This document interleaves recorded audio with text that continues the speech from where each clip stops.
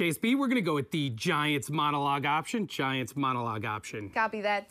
All right. Giants monologue joke. Giants monologue joke. Check razor, check razor, check razor. Learn the goddamn play! 54 has the mic. Omaha. Hot route, 180.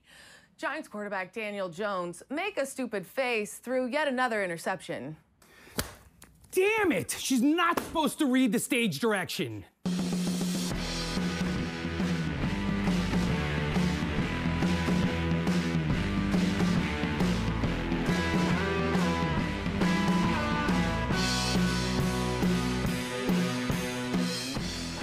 Hey everyone, welcome on in to Call It a Night, the show that wishes it was Halloween all year round. I'm your host, Julie Stewart-Binks, and on this beautiful little Tuesday, we are so thrilled to be joined by sports business reporter and senior executive producer of the Action Network, Darren Rovell.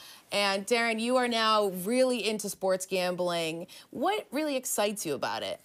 The fact that $3.5 billion was bet in New Jersey in the first 13 months. I mean, it's incredible to see the energy that is going on around gambling. Everyone's talking about it, so I like to be where everyone wants to be. Yeah, and we're going to discuss more about Darren's career, the sports betting landscape, and play some bets of our own. But first, let's dive into tonight's headlines.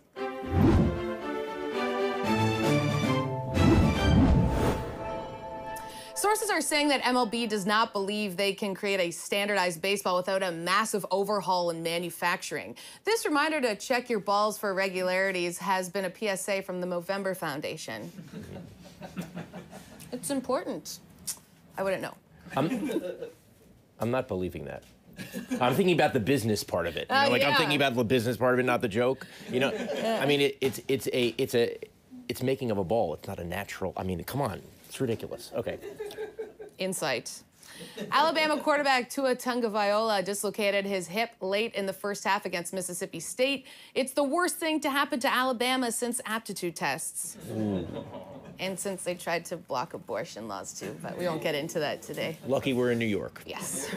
More details have emerged about the Houston Astros' alleged sign-stealing system. It appears that during the game, they set up a camera and hit a trash can when an off-speed pitch was coming, which differs from the Tigers system, which was playing like trash on camera and never hitting. Quarterback Colin Kaepernick held his own controversial workout in front of 7 teams this past weekend in Atlanta. The most suspenseful moment of the day came when Kaepernick bent over to tie his shoe. It was Nike. See, I'm thinking about all the That's good. Like, we're thinking of the joke. You've got I know, business. This is not a sports business show. I mean, it can be whatever we want it to be. Okay, all right. And we'll get into that in a second. But Monday it was announced that Derek Jeter will headline the 2020 Hall of Fame ballot, which includes 18 newcomers.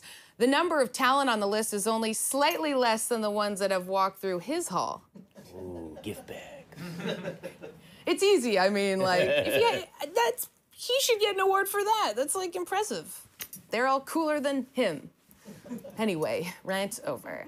On Sunday, the 49ers scored a late touchdown, leading to a 10-point win over the Cardinals, a worst-case scenario for Caesars Sportsbook. It's the most annoying thing to happen to Caesars since restaurants added those little anchovies. I mean, it's a salad joke, obviously.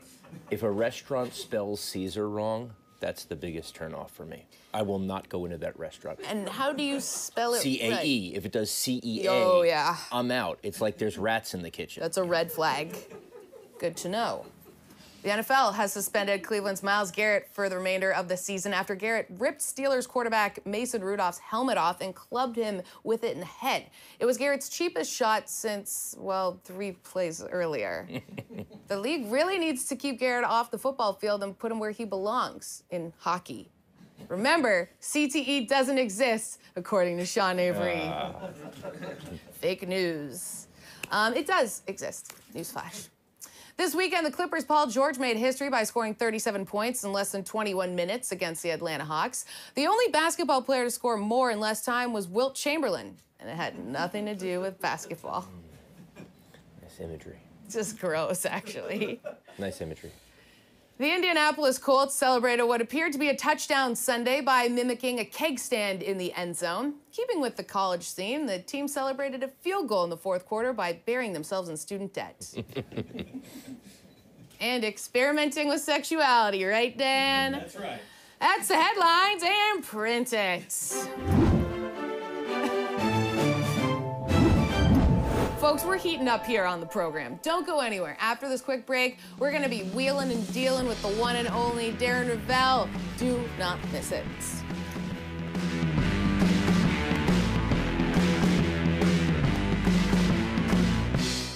Hey, I'm Cole Wright, and I had to call it a night.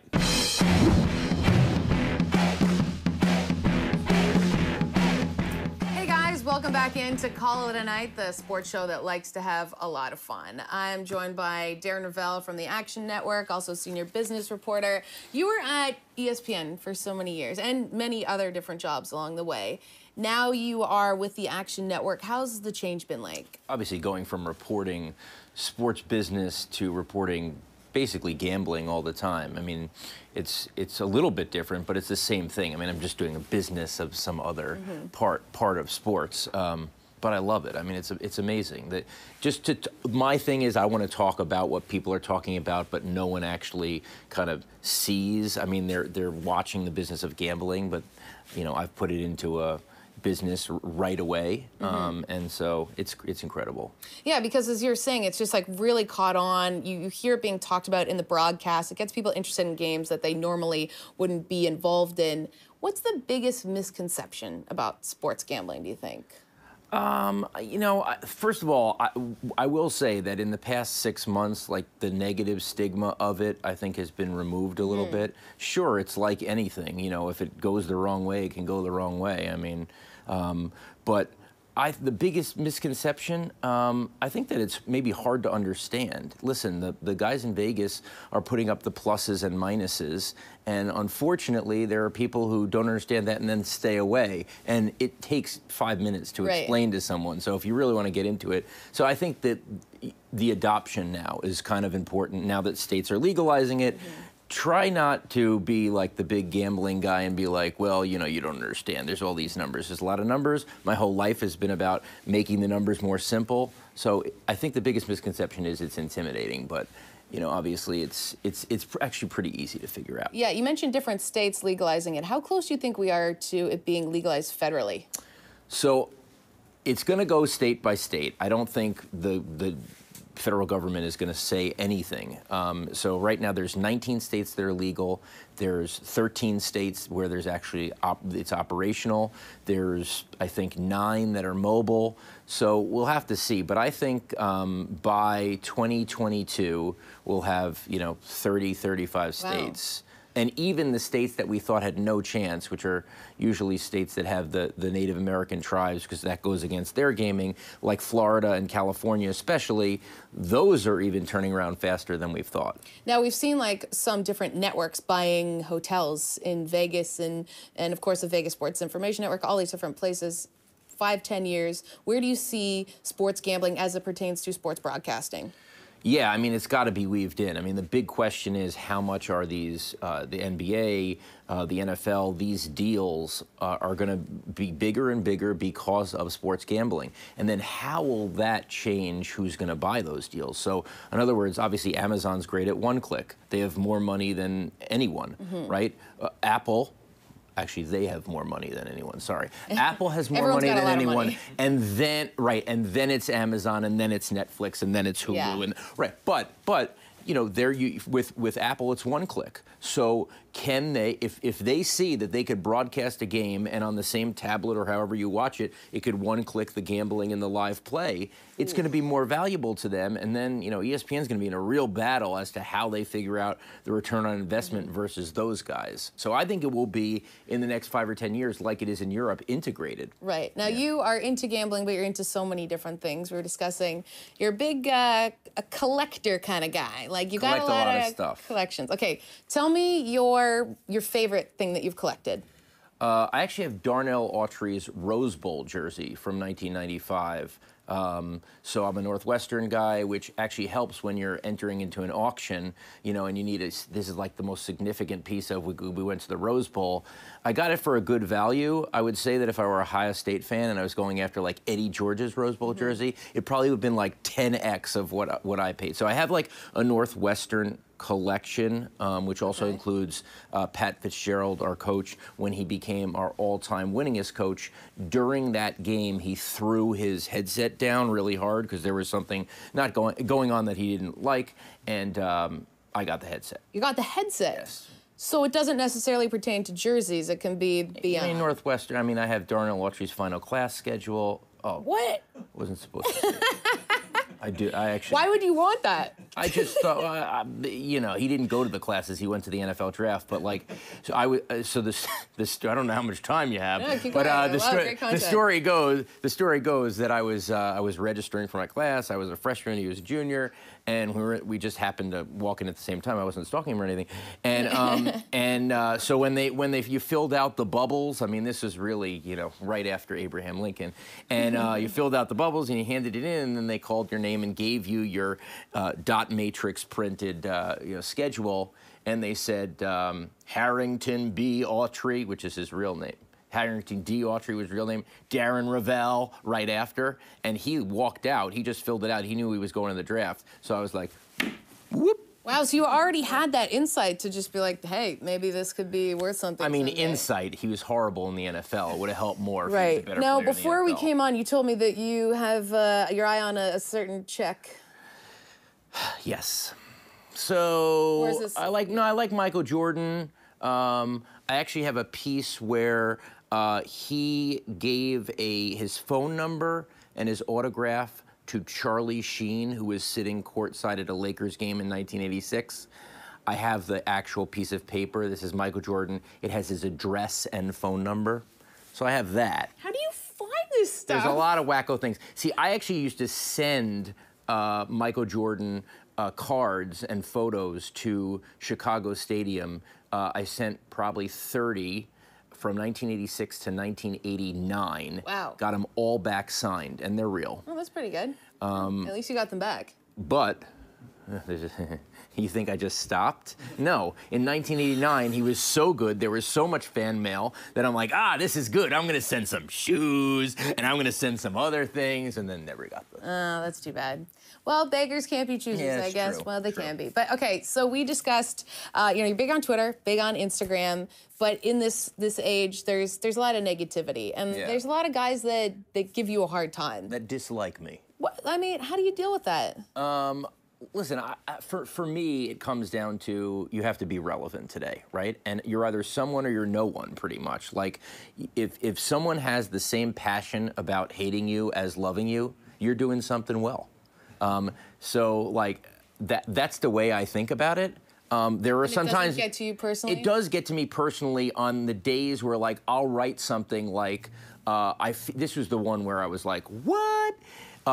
Bill Buckner died, and I wrote a tweet saying, I feel sorry that as a Mets fan, my only memory of him is like a happy one, that he screwed up and we won the World Series, yay. And like, how am I trending nationally because of that take? That's not a take. That's like a genuine emotion. People are like, making death about you. There you are. That's what Darren Rovell is. And it's like, what? What are you talking? You know, so I do not like when, like, I think I'm saying something and people just, so many people want to test it. The new thing is okay boomer is now back to me, and I'm like, I'm not even a boomer. I'm 41. The lowest boomer is like 60, you know? Well, you deal with it well, my friend. I do. A lot of people couldn't deal with it as well as you. But I want to be there. I want to play in the game. Indifference is the worst thing. You want people to either love or hate you, and they certainly hate you, Darren. They do. Thank you so much for joining us here today. You can follow Darren on Twitter and Instagram. Be nice, okay? I really need Nice to the Instagram, world. please. At Darren Rovell. And coming up after the break, we will take a walk in the park with none other than comedian Tom Green, which inevitably gets a bit weird. Next.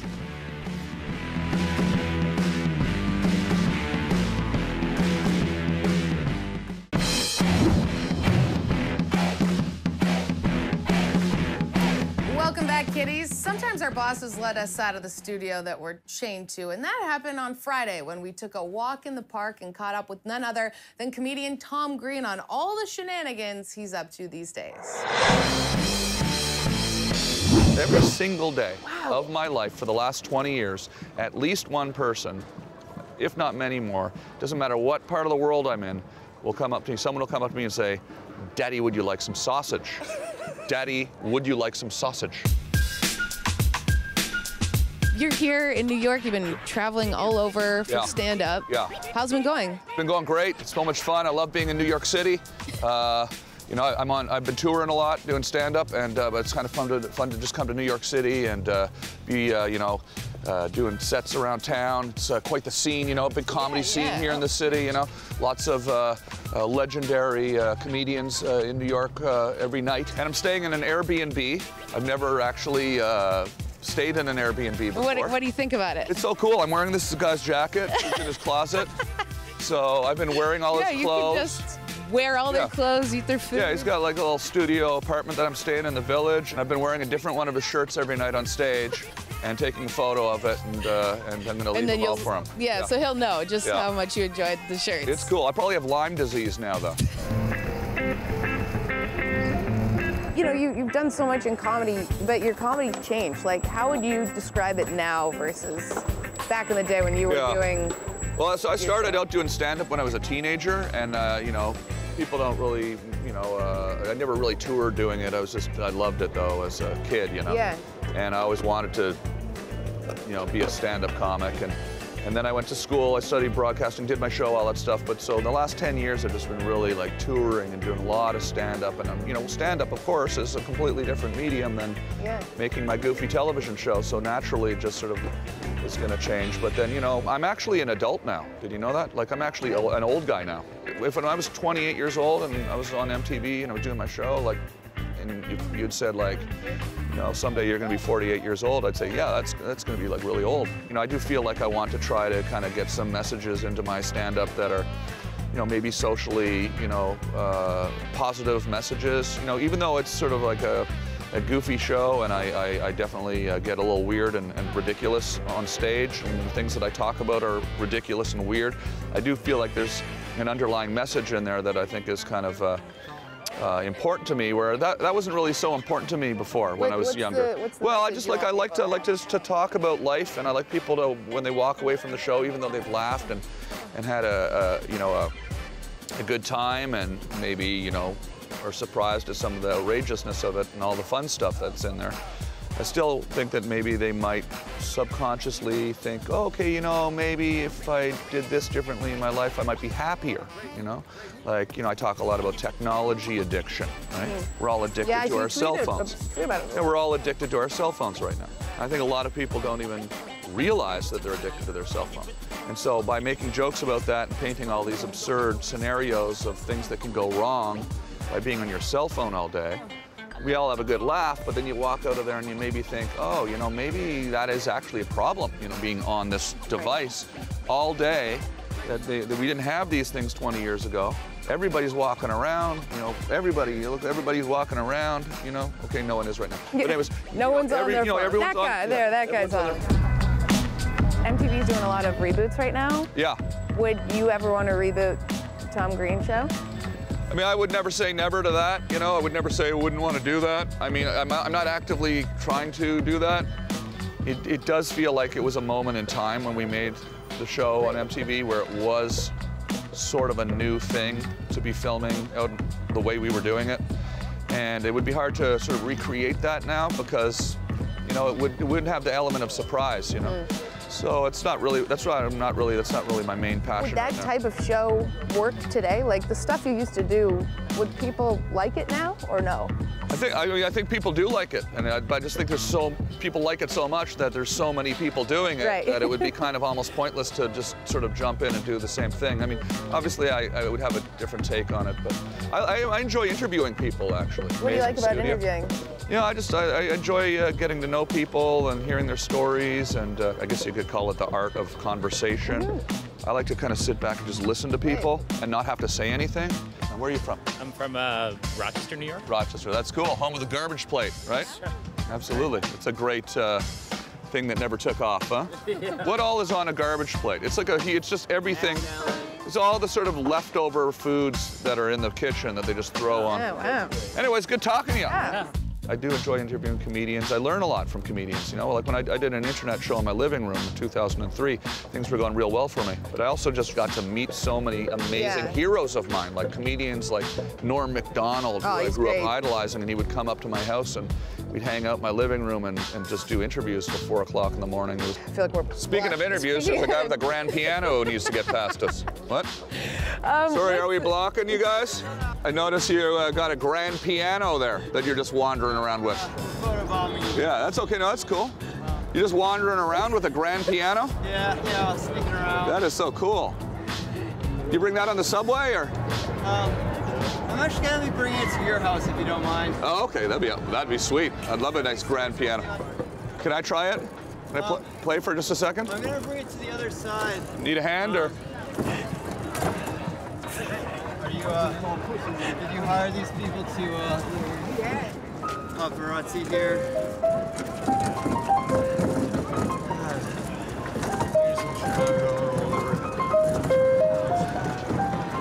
It's hard playing the piano while you're, you know, pushing it. I'm better than this.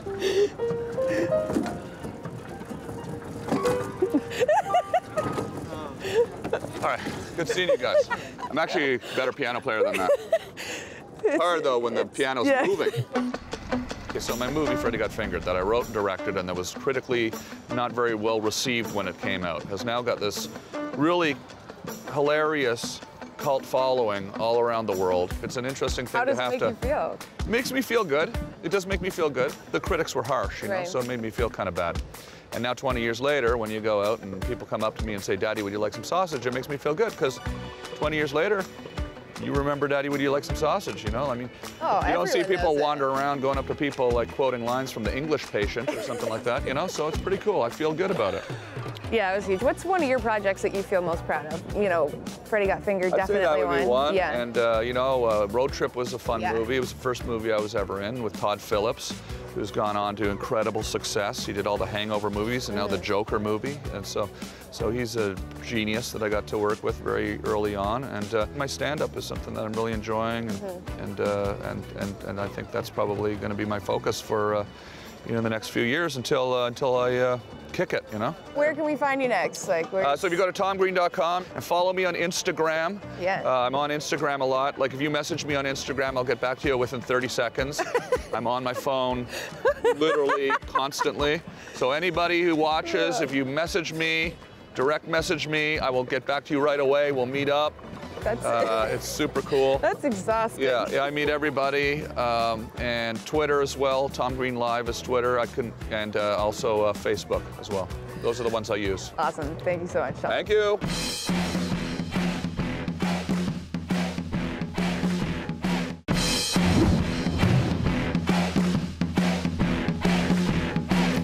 Cruising along here on Call It a Night, but before we do just that, make sure you follow us for exclusive content like More Laughs with Tom Green at Fubo Sports on Twitter.